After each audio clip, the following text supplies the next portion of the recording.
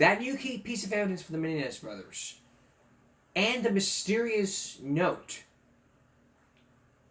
All two pieces of evidence that could be good. But there's one piece of evidence in the Ramsey case that you may be familiar with. It's that ransom note. And everyone's always wondering, could that ransom note hold the key to the Ramsey murder? Well, there are statistics out there that could show that yes, it can. DNA analysis were just months away, and there was no new technology back then because it was the 1990s. But now there is some possibility that that ransom note could be very important to the case if we know who wrote it. Take a look. Mysterious ransom note written by JonBenet Ramsey's killer hold the key to the baffling cold case. Hours before 6-year-old JonBenet's body was discovered, her mother, Patsy Ramsey, found a handwritten demand for ransom. There's a note left in our daughter's door. How long ago was it? I don't know. I just found the note. Please. Former FBI profiler Julia Cowley is co-host of the podcast The Consult. She studied the ransom note and says certain phrases come from movies about abductions. Certainly there was language that was taken from many movies, and the language was taken from the villains. Listen carefully. At this time, we have your daughter echoes a scene in Ruthless People. Listen very carefully. We have kidnapped your wife. The note says, if we catch you talking to a stray dog, she dies. If you alert bank authorities, she dies. It's similar to this scene from Ransom. Do not involve the police or the FBI. If you do, I will kill you. Don't try to grow a brain is from the movie Speed. Do not attempt to grow a brain. Why is that significant? They've seen these movies, they're fantasizing about abduction, they're fantasizing about the language used by these evil genius villains in these movies who are trying to thwart the good guys or the authorities. JonBenet's body was discovered the day after Christmas, 1996. Cops suspected her parents, but they were exonerated in 2008. And the new chief of Boulder, Colorado Police says he's hoping the renewed attention will lead to a break in finally solving the puzzling case. I beg anyone that has information to contact us, and that includes those responsible for this crime. Fess up if you know what's good for you. If you know what's good for you, it'd be best if you fess up to tell them what happened. It's just say, hey, I did it, I committed the murder. It's just not that simple to just fess up and say, yes, I committed the murder.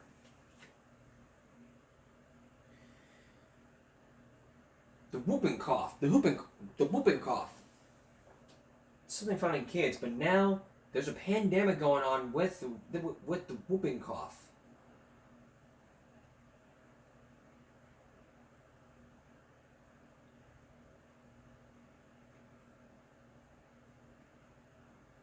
And they're going back to the CDC. Let's take a look at this. Whooping cough is getting around, according to the Centers for Disease Control, which says the country is returning to its pre-pandemic pattern of more than 10,000 cases being reported. It also reported that in the 47th week of this year, cases were 6 times higher than the same week last year. CBS News medical contributor Dr. Salim Gounder says one reason is that fewer people are being vaccinated. We're seeing an increase in non-medical exemptions for vaccination, a decrease in vaccination rates, and that is partly why we're seeing an increase in this vaccine-preventable disease. The CDC says vaccination is the best way to prevent whooping cough, or pertussis. But as the vaccine's effectiveness fades over time, it's important to recognize the early symptoms. When you do have a runny, stuffy nose or a cough, it is a good idea to get tested because there are specific treatments. While early symptoms present like a common cold, whooping cough can be much more serious. Untreated, it can even be fatal. You're advised to seek medical attention if you suspect you may have it. For Inside Edition Digital, I'm Mara Montalbano.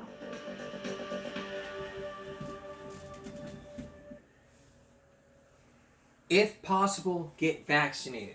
Basically the whole key. Now,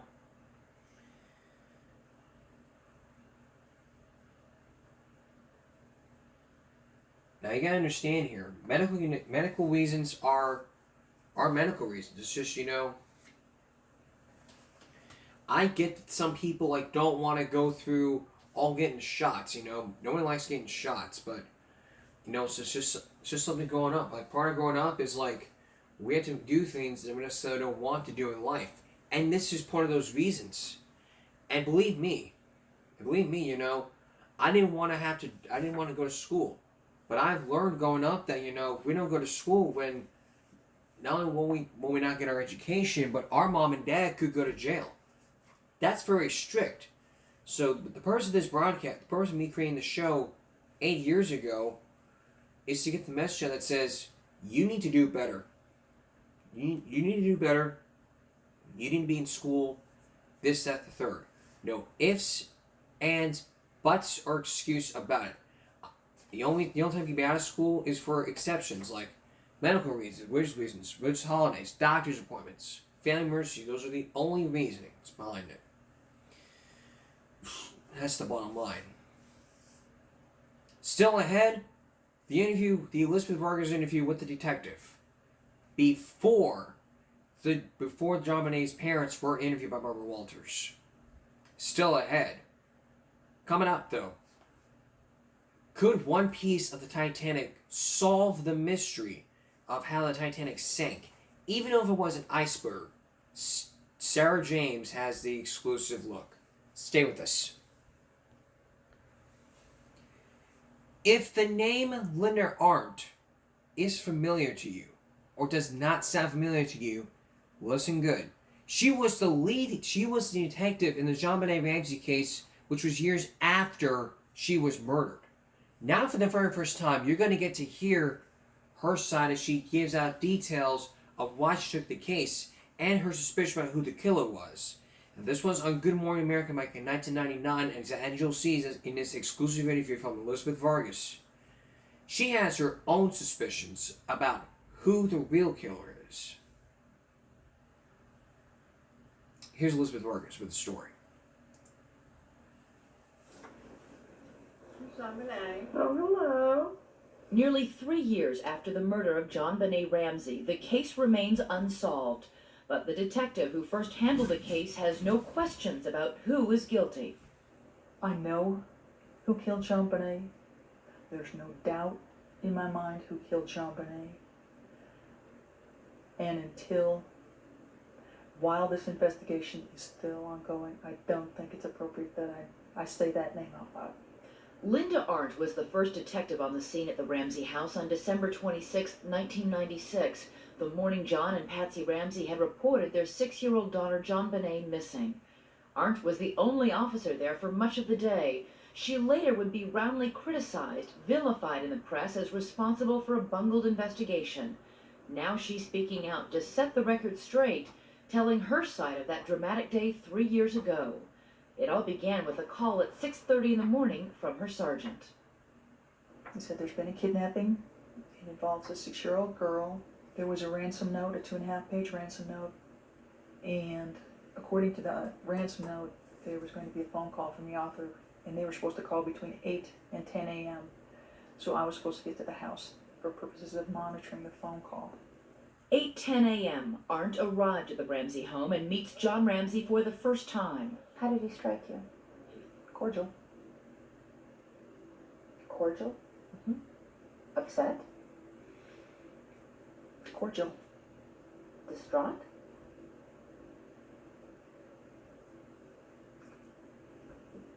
Cordial.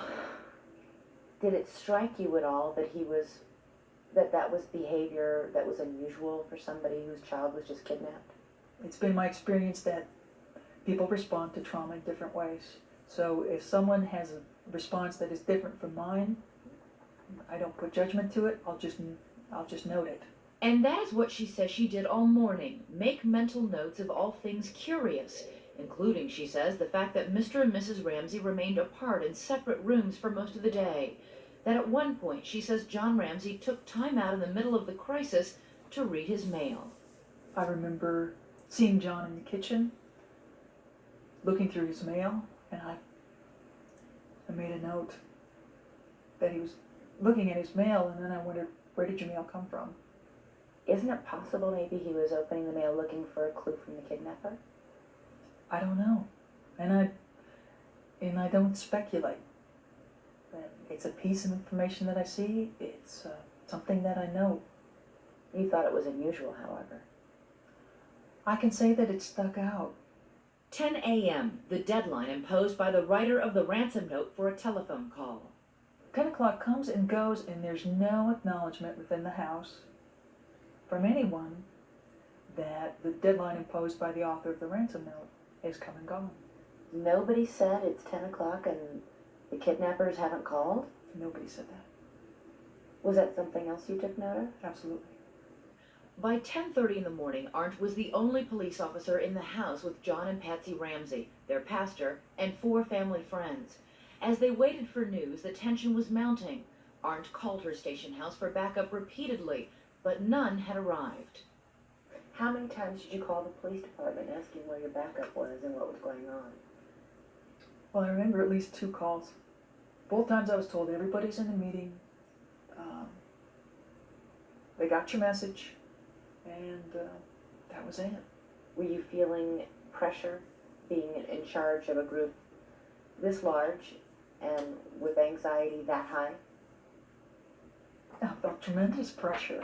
1:01 p.m. Although the house had already been searched by patrolmen before she arrived, Arndt says that in order to break the building tension, she asked John Ramsey and his friend Fleet White to search the house again, top to bottom, looking for anything out of place. She says she gave them specific instructions not to touch anything. She says John Ramsey headed straight to the basement. She heard Fleet White scream for an ambulance, and then a chilling discovery. For Arndt, the pieces of the puzzle fell into place. And I see John Ramsey carrying John Bonet up the last 3 steps from the basement.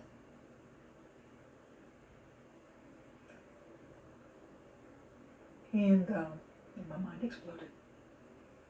And everything that I had noted that morning that stuck out instantly made sense.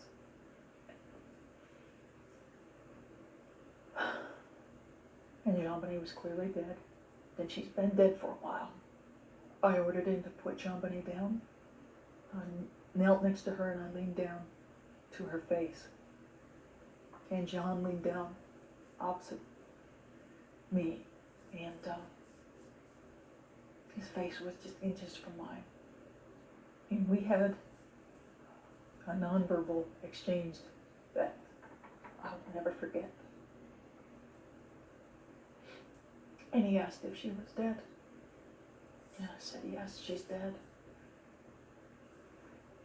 And I told him to go back to the room and to dial 911. And as we looked at each other, I remember, and I wore a shoulder holster, tucking my gun right next to me and consciously counting, I've got 18 bullets. Why did you do that? Because I didn't know if we'd all be alive when people showed up. I said that everything made sense in that instance. And I knew what happened. Do you think your fear was well founded? You bet I do. There's no doubt in my mind. To this day? Never wavered. You were afraid because you thought the killer was still in the house. I knew it. Absolutely? Absolutely. 1:10 p.m., Detective Arndt moved John Bonet's body from the hallway to the living room. John Ramsey came back into the living room. And he grabbed a throw that was on the back of a chair. And he says, could you please cover her body? And as he's saying it, he's already put the blanket on top of her. Arndt would later be harshly criticized for 2 key decisions: asking John Ramsey to search the house and allowing John Ramsey to place the blanket on John Bonet's body. You had to know that that was going to contaminate evidence. Jean Bonet's body was in and of itself a crime scene. Would it be nice if John hadn't found Jean Bonnet? Absolutely. And would it be nice if he hadn't put a blanket? Yeah, it would be great. And it would be nice if there were other people to help control and keep people away, that would have been wonderful. But that's not the circumstances that I had available that day. Still alone in the living room with John Ramsey, Arndt then heard Patsy Ramsey's voice. And I heard a wail, just a guttural moan, aching wail from the back area. Probably one of the most pitiful things I've ever heard, and anguished. And I saw the rest of the people, Patsy and Pastor and the 4 friends, come from the den towards the living room. I said, if you want to say goodbye to Jean Benet, this is the only time you have to do it. And, oh, there's just so much. There's so much pain. And I called 911. I get my radio number. And I said, the kidnapping has turned into a murder. This house had suddenly become a homicide crime scene. Oh, it became hell. Jean Benet was brought up at about 5 minutes after 1. And at 10 after 1, nobody had shown up. And I looked out the window to the street and I saw an ambulance slowly drive by. And I thought, I am in the Twilight Zone. Meanwhile, the pastor led the Ramseys and their friends in prayer in the living room, holding hands as John Benet's body lay before them. I thought that would be the best way to organize everyone, to keep them distracted, to keep them from touching Jean Benet, and to keep them focused on something other than looking at Jean Benet.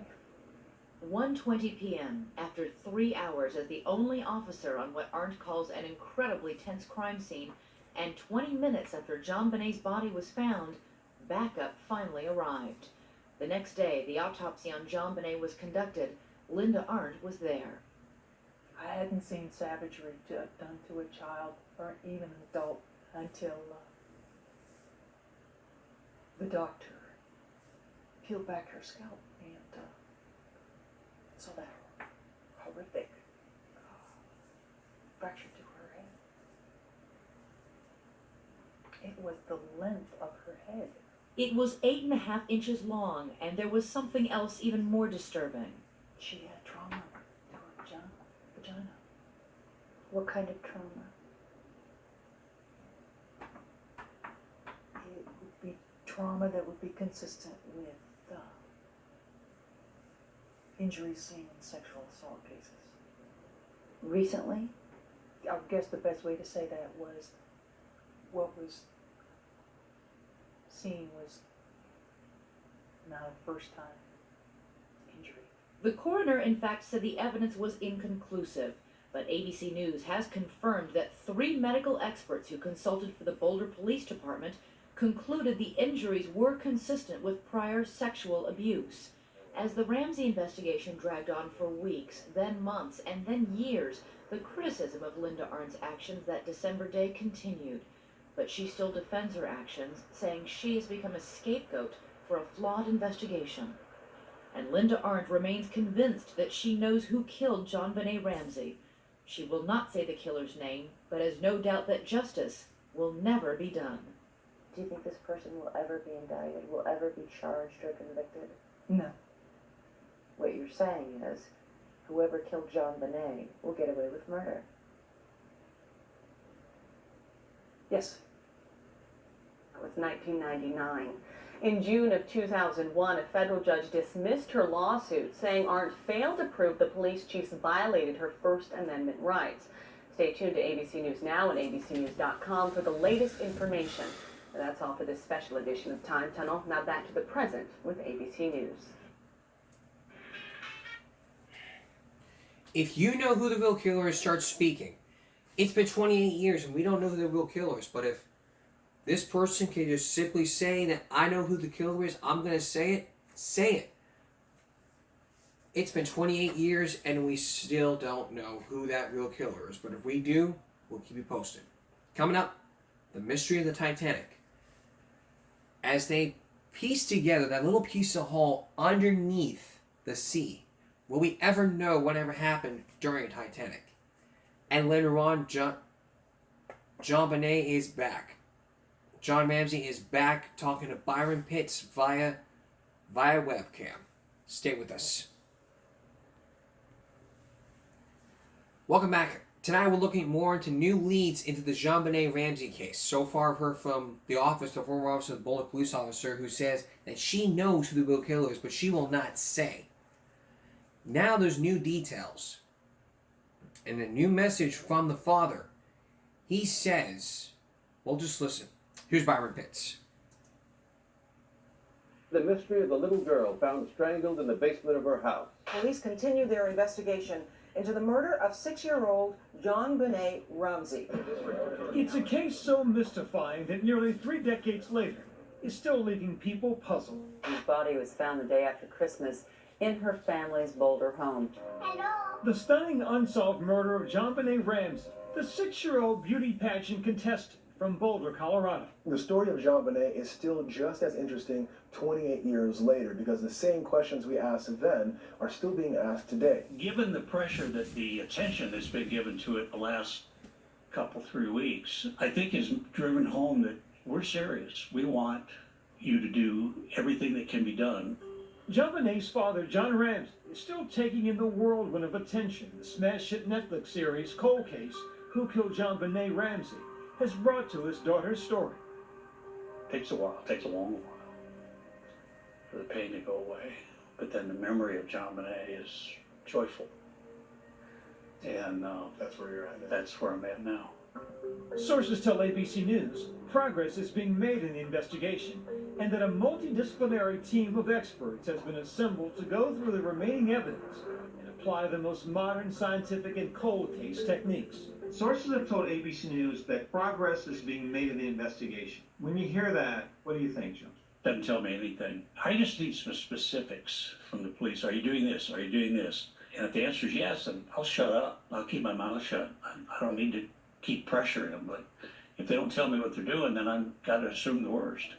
The Boulder Police Department wave of renewed public attention of the case coming out just last week saying in a video that for years their department has been investigating JonBenet's murder, determined to find the killer. I know the Boulder Police Department has not talked a lot about this investigation publicly, but that's, again, because no one wants to jeopardize any potential prosecution of a suspect. Boulder's current police chief, who was not working at the department in 1996, addressing the mistakes made at the time. So much of how law enforcement works has changed in the last 30 years. There are a number of things that people have pointed to throughout the years that could have been done better, and we acknowledge that is true. However, it is important to emphasize that while we cannot go back to that horrible day in 1996, our goal is to find JonBenet Ramsey's killer. Our commitment to that has never wavered. Ramsey still has not watched the docuseries that his family's pain is the centerpiece of. John, you think you'll ever watch? It stirs up, frankly, some anger and emotion and a whole mix of things. And I know the story. I lived it. Joe Berlinger is the director of the 3-part series. Well, I've been very gratified that it's a hit on Netflix, you know. It immediately became the #1 show. We rattled the cage there in Boulder. Just days before the documentary dropped in November, I first talked to Berlinger and Ramsey. I remember covering this story as a younger journalist. There was no more important story in the country than the disappearance and the death of your daughter. With all that attention, all that scrutiny, why hasn't this crime been solved? One simple reason: the police have refused help that was offered, and it could have helped. They had no experience, and they didn't have a homicide department. Now, some people across the country are reevaluating the case on social media from all angles. I'm so conflicted watching this. I don't really know what to think or believe. It also really showed us how the media and the police twisted the facts and had us all believing that the parents were the killers. While armchair sleuths search for clues on social media. I find it strange with the DNA. They keep saying the DNA was so compromised at the scene. Well, why was it compromised? It seems like someone was maybe tampering with it. Ramsey, now 80 years old, says the documentary has led to leads. Well, I did get a letter yesterday from a lady that said, I think my husband is a killer. and please call me. And I will call her. You know, that isn't the first time we've gotten that kind of lead. We always follow up. I've had quite a few people reach out with information and tips that we're sorting through as well. And it's not an isolated phenomenon. Blue chip series, like the fictionalized retelling of the Menendez brothers in Monsters, bringing a frenzy of new attention and potentially leading to action in the courtroom. We've seen cases explode both in the sense of popularity, but also in the terms of resources being put towards the solution of these cases. People are drawn to these stories to try to solve the very questions we've been asking for decades. The response to Menendez, what do you think about your case as you see the success of that series and what's occurred in that case? I'm encouraged more than I've been in a long time. You know, years ago I said, why doesn't God reveal the killer? You know, he's a God of justice, and that's my belief anyway. And somebody said, well, maybe you're not ready for that yet. And I thought, well, that may be right. Because initially, you put me in the room with this creature, we won't need a trial. The rage was so intense, and I would have had no remorse, but obviously that's not the right thing to do. If I may ask, God willing, they find the person's responsible for your daughter's death. What would you want to say to them? No, certainly, why did you do this? I just want this chapter closed for the benefit of my family. JonBenét's autopsy determined she had been sexually assaulted, strangled, and her skull was fractured. Unknown DNA was found under her fingernails and in her underwear. John and Patsy quickly became the suspects, despite the lack of evidence linking them to the crime. He wasn't legally wrongfully convicted, but he was wrongfully convicted, and his wife Patsy, the family, were wrongfully convicted in the court of public opinion. It would take 12 years for the Boulder District Attorney's Office to completely clear the Ramseys and their son Burke. By that time, Patsy had died of ovarian cancer. All the while, JonBenét's killer has never been found. JonBenét's blood was mixed with a foreign DNA. We need to separate out those two profiles, which can be done now. John Ramsey says he is confident that advances in DNA technology can find his daughter's killer. There's been a number of old cold cases solved using this genealogy research. Let's do a reverse family tree and see if he had a relative living in Boulder in 1996.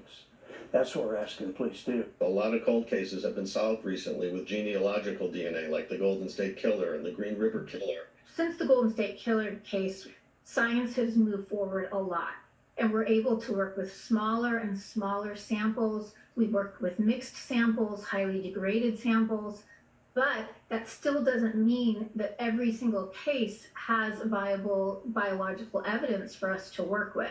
And we just really don't know what they have in JonBenét's case. And so I caution the public to hold their criticisms. I am very confident that if they have a DNA sample that is viable for genetic genealogy, they are doing everything they can to try to find her killer. Sources tell ABC News it still remains to be seen whether there will ever be enough provable information and evidence to support charges.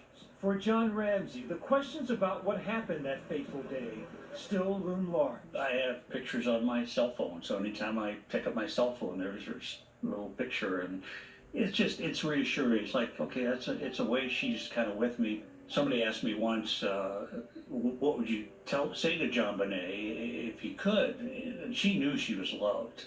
I mean, we told her that every day. But I would tell her, I'm sorry, I didn't protect you. That's a father's job. And to this day, it's still a father's job to protect the daughter. There is a killer, and we'll know about it when the name is revealed. So when that name's revealed, we'll let you know. When we come back, the mystery of the Titanic. Raising that hull could raise a lot of questions as to, will it be raised? We're going to give you that little sneak peek. And we'll also give you a sneak peek into our next Game Break special when we return. Please stay with us. It was a mystery that was over 100 years in the making. The horrible crash, the horrible Titanic crash that happened back in 1912. If you were there, if you were there years ago, You might know what I'm talking about. If you saw that little wreckage at the bottom of the sea, you'll know they're trying to bring back that little piece of evidence that could really solve the whole mystery of, and ask the question, what really happened? But will the mystery ever be solved, and will that piece of hull ever be raised? Tonight we're going to give you a sneak preview of that little piece of wreckage. And on top of that, coming up next week or on a Saturday, we're going to give you a Give Me Rick special all about raising that Titanic, as well as looking through as well as looking through what goes on, and from that Discovery Channel special Titanic. But first, here's Sarah James.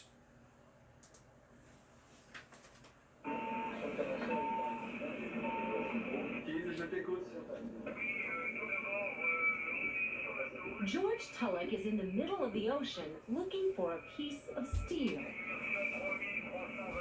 Tulloch is the head of RMS Titanic, the company that has been exploring the world's most famous wreck and bringing some of it up piece by piece.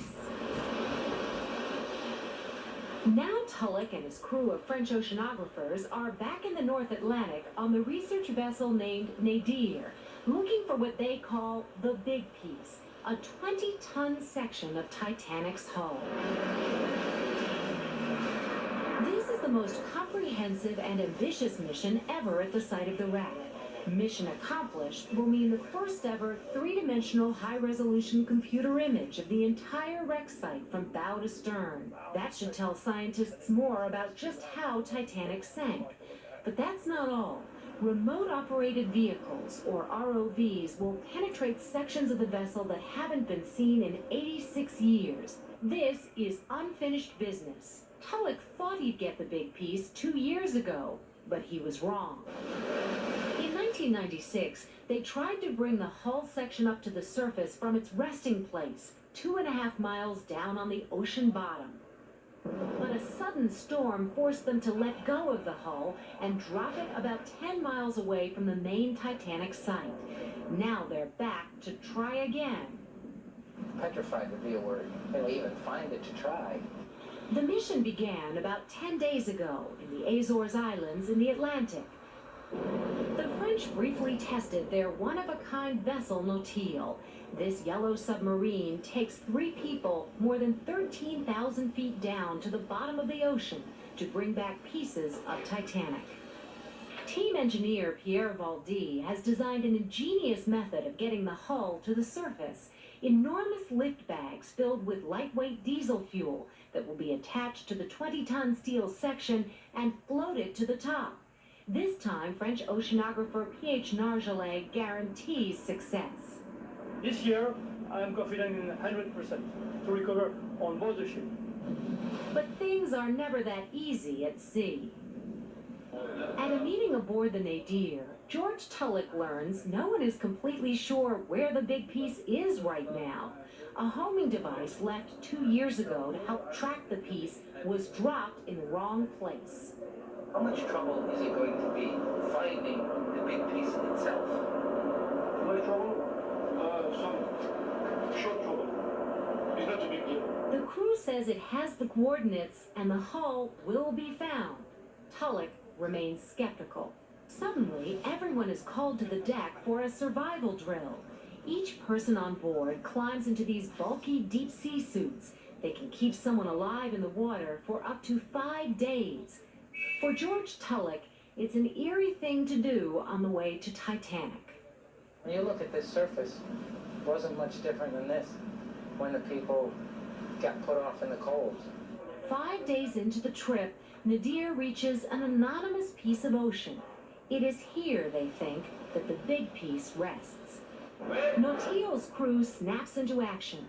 The submarine deploys to the back of Nadir and is launched into the North Atlantic to search for something the size of a speck compared to the huge stretch of ocean out here.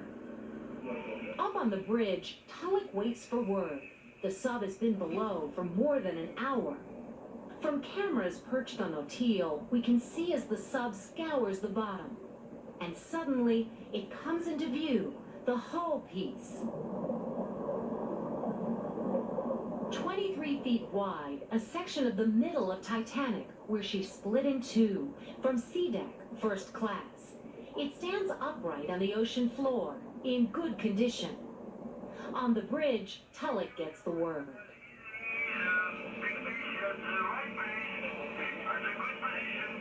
But the real work is just beginning. The first of 5 lift bags and a tow line are dropped to the hull, weighted down by an enormous chain. This process will take days, and 100 things can go wrong along the way. Will the long wait and all the hard work pay off? Over the next several days, Dateline will bring you unprecedented coverage of this history-making mission, culminating in a special Dateline Wednesday, Raising the Titanic. And the following Sunday night, Discovery Channel will air its special, Titanic Live. And also on Saturday, we're going to give you that Dateline special with 2 reporters on the ship, Sarah James and Bob McEwen. Look for that special on Gimme Rick Saturday.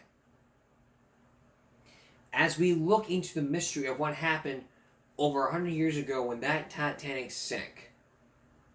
Raising the Titanic, coming up on Saturday. Now, we'll have more Gimme a Break when we come back. Stay with us.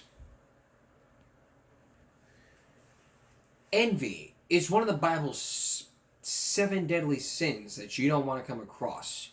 Tonight we're going to take a closer look at envy and what it means. Is it a green-eyed monster, or is it something to really avoid? Or is it something else? Here's John Hockenberry.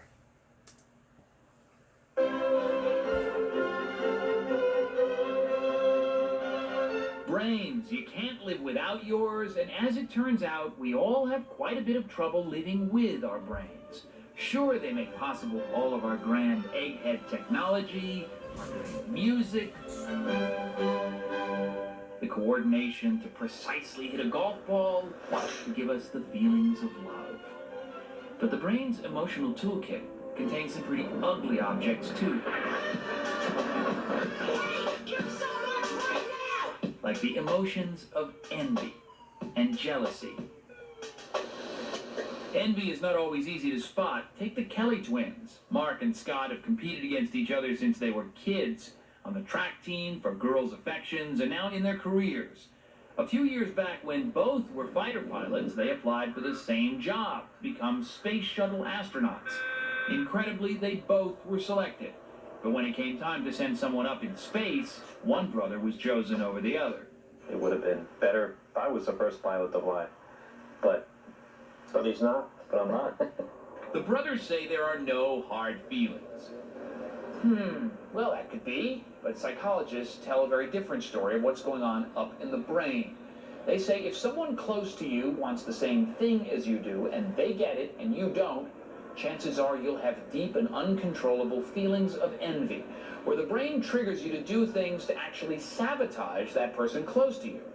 In fact, as you'll soon see, there's a test for envy, and the results may surprise you as much as they surprised some people who thought they were friends. If there is a way in which I can outdo you, or I can prevent you from outdoing me, and I can do it in a way that lets me feel comfortable about myself, I might take that opportunity. Abraham Tesser, listen to him. He's one of the top research psychologists on the subject of envy. A professor at the University of Georgia, he's an expert on the darker corners of the mind. Why do people feel so guilty when they have feelings of envy? Envy is one of the 7 deadly sins in the Bible. We're not proud of those feelings because sometimes they can lead to destructive behavior. Envy, wanting what someone else has. It's all in your head, but it's that pit in your stomach. All those feelings that seem closer to the heart. To understand just how overwhelming the emotion of envy can be, Professor Tesser needed to design an experiment that would show when people's envy of their friends start to make them behave more like enemies. So he came up with a game that he repeated for Dateline's hidden cameras. We want you to relax and enjoy this exercise. University of Georgia students thought they signed up for a psychological study on friendship. They even had to bring one friend with them. But this was really a test for envy. We're going to ask the four of you to participate in a verbal skills exercise. The game is like password. From a list of 10 words, 3 people seated in the back of 3 booths are asked to choose a word they think will best help the person in the first booth guess a word. The first clue is punch. Drink. That's not correct. The students are told the words at the top of their suggested clue list are the easiest clues.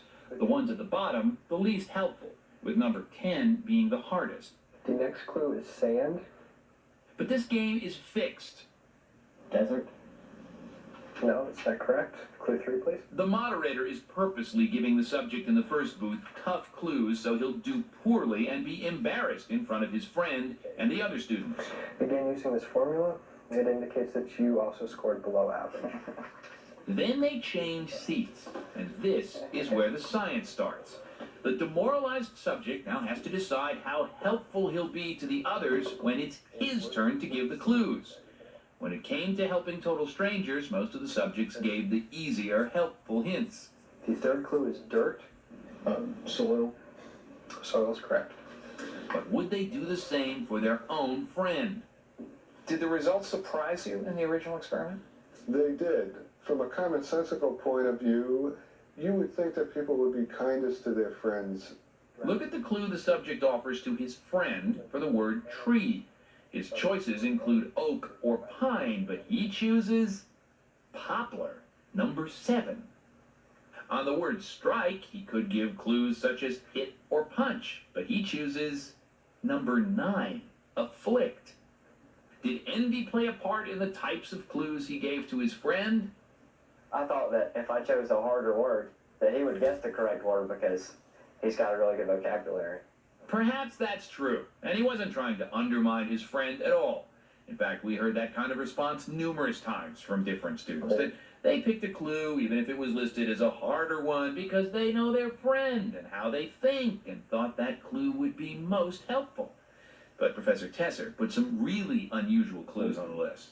You put some real Lulus in some of these lists. Yes, sir.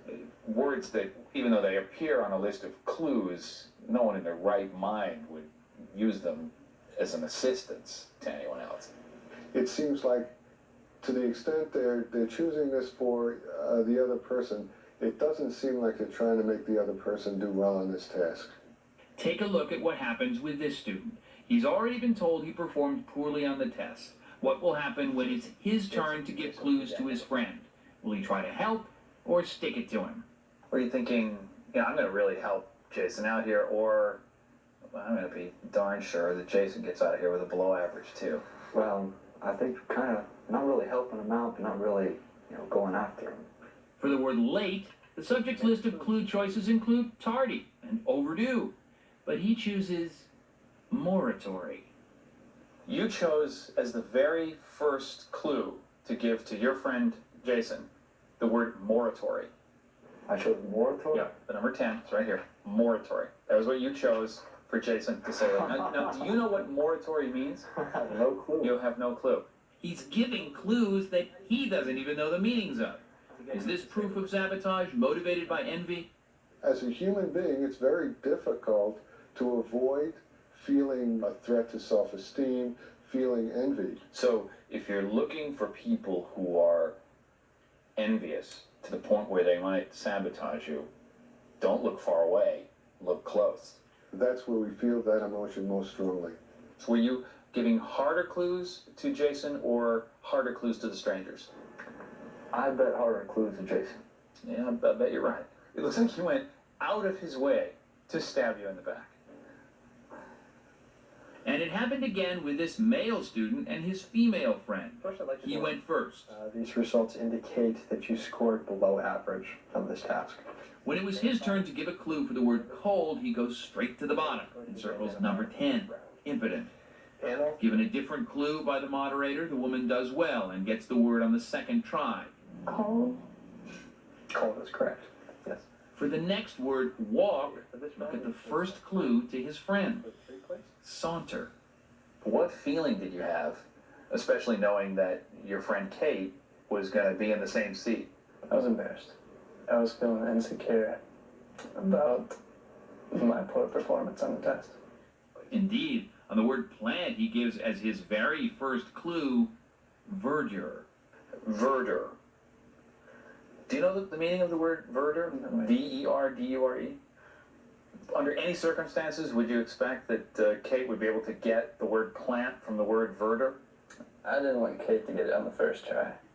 Not all of the students gave harder clues to their friends compared to the other strangers playing in the game, but overall, Professor Tesser says his results show most people didn't help their chums.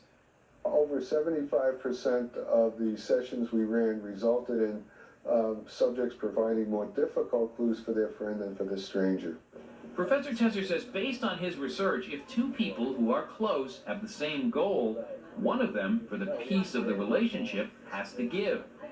When two people are involved in a situation where envy comes between them, there's really only two things you can do.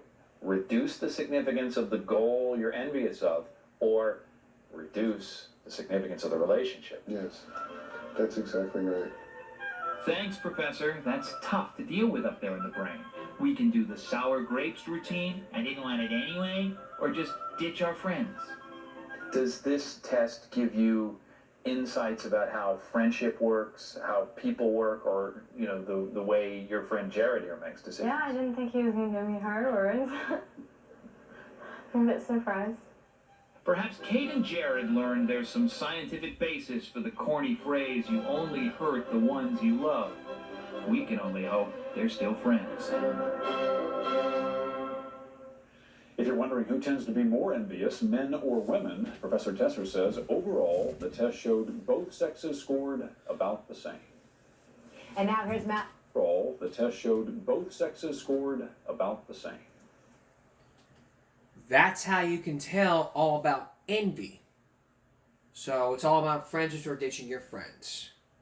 I'll be back in just a moment.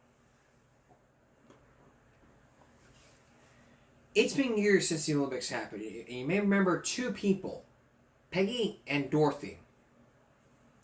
Here's what people we're going to have for you come up on Friday.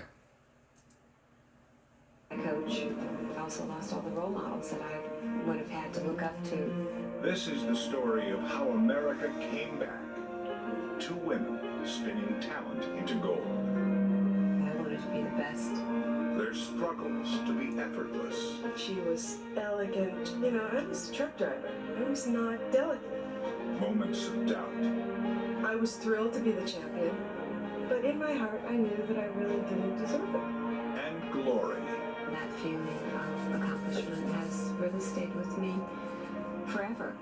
Tonight, Icons of the Ice. A Dateline Olympics special. Peggy and Dorothy. Icons on the Ice. The story of Peggy and Dorothy. Coming up on Game Break Friday. Now, here's tonight's Bible break.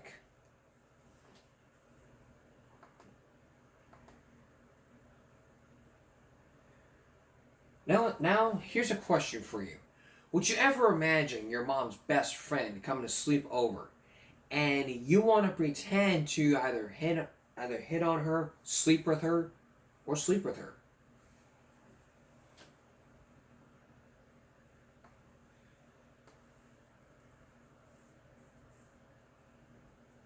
Well, every time you think of saucy TV, you think of Al Dente, the father, and the mom, who would... Their channel has gotten over millions of views, and I gotta say, this is from last year, with 30 million views. Well, Neek's the best friend, and I'll just let you watch. Oh, no. No. What? Oh, no. No. What? No. Get up. Get up. Mom, where the shampoo? Hot damn. How about you?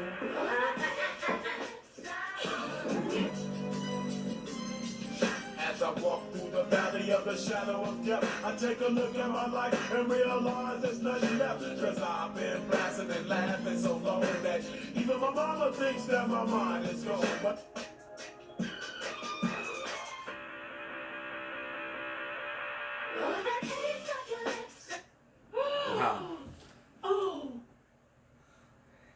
This wasn't the only one.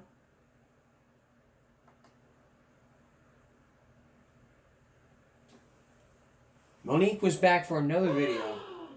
Oh, no.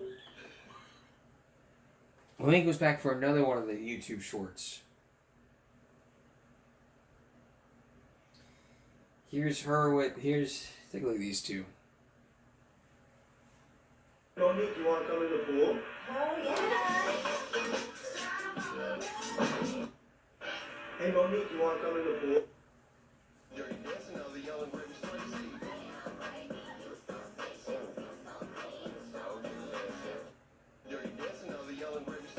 Wow.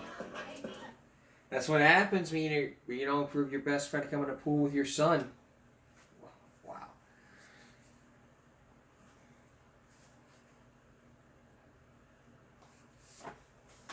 Just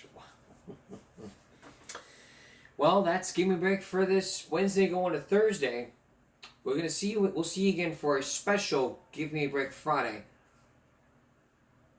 All about icon skaters Peggy and Dorothy. For all of us here at YouTube, and give me a break. Stop bullying, speak up. Concentration, not strength. No jaywalking. And no getting in the pool or sleeping in bed with your best friend. Even if it's just a joke. Good night.